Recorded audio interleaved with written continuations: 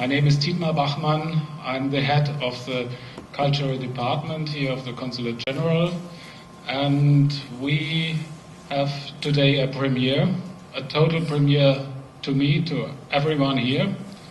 We have a playwright, and you see, being German and so on, we thought a lot of it, what to do, what to bring here.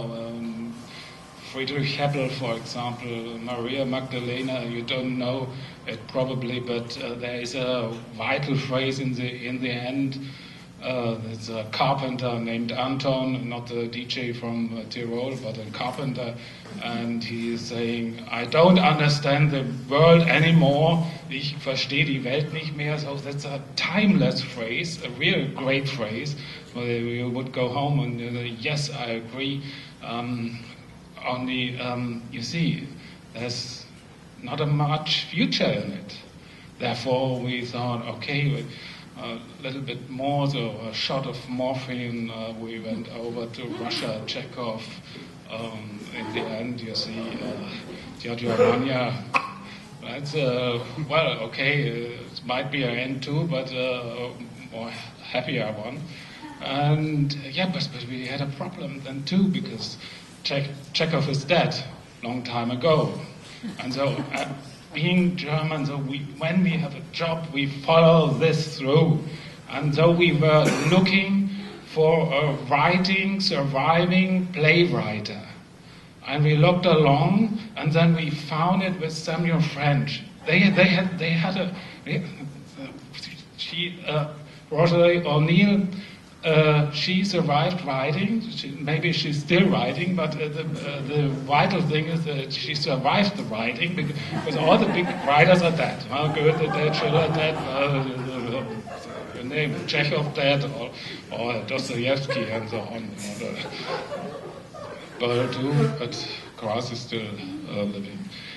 So we got her, and she made a play quite similar to Uncle Vanya, or Dada Vanya, so she transferred it from Russia. It's in the summer camp sitting there, so they went down to Louisiana, and you have the tropical heat mingling with it, and then you have Katrina and the Porters and so on. So she made a real big drama out of it, and you see, we have also a co-fellow of Fulbright.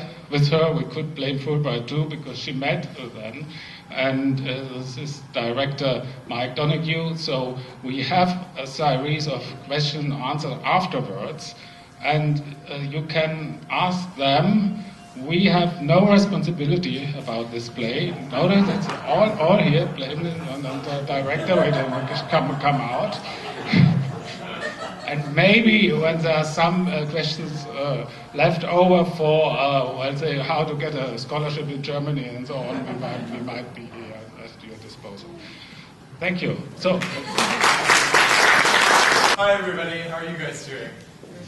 Good. My name is Mike Donoghue. I'm the director working with Rosary on this. Just a couple things for you guys to know. So what we're doing tonight is a reading. So people will be on book, they'll have scripts, they're standing in stands. We've only worked for a couple hours on this. We're also only reading excerpts of the play. So what we're following tonight is just sort of a relationship between three people over the course of the play. And we see a little bit of them from each of the three acts, and you get to sort of see their arc or their journey through the piece.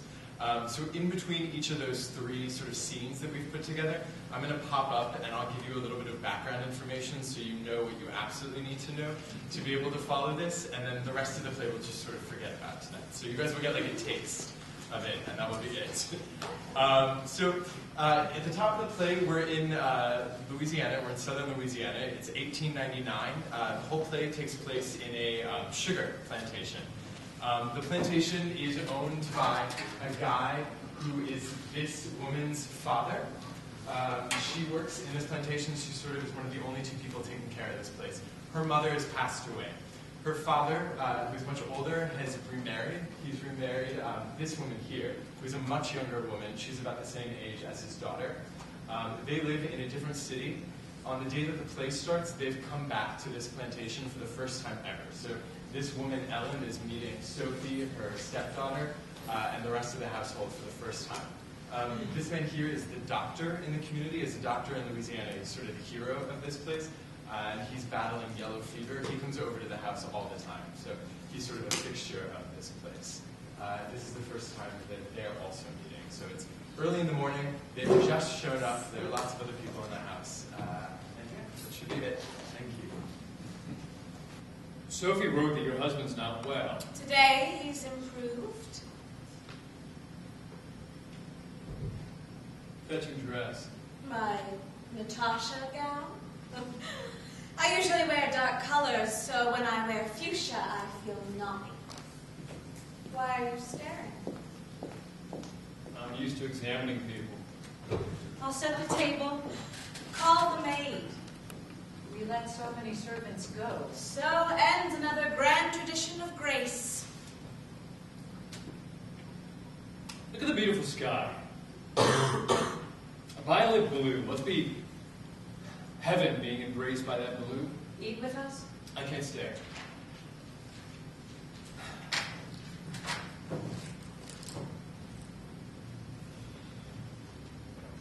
You asleep? Where do you go when you're not here? Nowhere.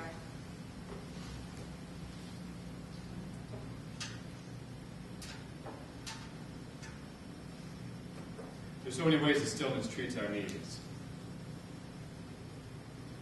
Look, the sun's rising through the trees. In a half hour, it's changed dramatically. Nothing is more uplifting than light through oak trees. You see them? Allowing the sun to come in, turning up to receive it, they have a heliotropic life. I wish we measured time with the sun and not with a clock like we used to. Me too. We know the sun's not going to be there forever. We appreciate the enchantment of the moment. How far away do you live? Yeah, I'm sorry to be so. Again, how far away do you live? About 20 miles upriver. Do you ride without a stop? Well, if I'm tired, if I'm looking for emptiness, for some way to clear the slate of my life, I stop my horse and I watch the Mississippi. The movement of the water's changing currents, it gives the soul its contemplation. There's something mysterious and female about water. And that river has a primal connection to it. Her power comes from the sky and it goes through the earth to the psyche of the underworld. She's deep, she's primordial, and lovely with an extraordinary sheen. And if you meditate, if you put your soul into her all the way, you can see her, you can feel her, you can lose yourself in her violence. I don't know, but there's so many ways that her fullness heals me. Would you like a drink? With more drinks, you feel more. Too early. Never too early, always too late. One refusal isn't a final refusal. How do you have time to watch the water? I study whatever I can get out of my mind, most times just the Mississippi. Until I was 15, I went to sleep at the great river in my head, dreaming of lost treasure. Sometimes in the summer, I used to work on the salvage boats that raised the ships from the bottom. And that river contains water our Indian ancestors rode on. It's in our bones. Sometimes when I look at that river, she scares me. The Mississippi is violent, and high water magnifies her violence. She's complicated, she's folded together, she's irrational, and she rises every night to meet these torrential rains. On the river, rain is never received with great joy, it's received with mourning. The river should be predictable. The last thing you want is a wild force. The Greeks imagined Neptune with a pitchfork and snakes for hair. You can't control him easily. Once I saw a whole tree sucked under by the current. Last week I watched a house sink in the storm. The land caved away 100 yards at a time. The tide washed against the front steps, and boom, it was gone. Why don't people do The something? feds, they haven't fixed the levee since the war. Locals argue, refusing to build outlets while the water rises higher. How can a hill contain all that? When a levee 5 stories high cracks, That water's going to explode like a tidal wave. The carriage is here. Thank you. When are you coming back? I don't know. House calls are risky. You're not in control of time. Look at those white azaleas. My carriage seems as though it's surrounded by clouds. We'll see you soon. I hope. Whenever I come here, I find such peace.